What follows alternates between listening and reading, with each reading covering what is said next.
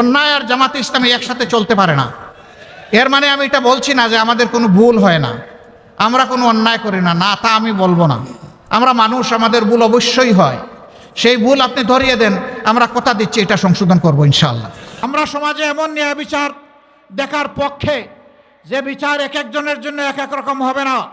একজন সাধারণ মানুষ কোনো নির্দিষ্ট অপরাধ করলে তার বিচারে যে শাস্তি হবে, দেশের প্রধানমন্ত্রী কিংবা রাষ্ট্রপতি যদি সেই একই অপরাধ করেন তাদেরকেও ছাড় দিয়ে কথা বলা হবে না। একই বিচারের আওতায় আনতে হবে। এর নাম ন্যায় বিচার। জাতি মুখিয়ে আছে সেই বিচার দেখার জন্যে। কোনো মামু খালু দেখা হবে না, লাল নীল টেলিফোন বুঝি না, প্রেসিডেন্ট প্রধানমন্ত্রীও বুঝি না। যার যেটা পাওনা তাকে সেটা দিতে হবে। এই যুব সমাজ চিৎকার দিয়ে এখন বলছে আমরা পুরানা বন্দোবস্তের পচা রাজনীতি আর দেখতে চাই না, আমরা নূতন রাজনীতি, নূতন বাংলাদেশ দেখতে চাই। সাধু সাবধান, জনগণ এবার কাউকে ছেড়ে কথা বলবে না।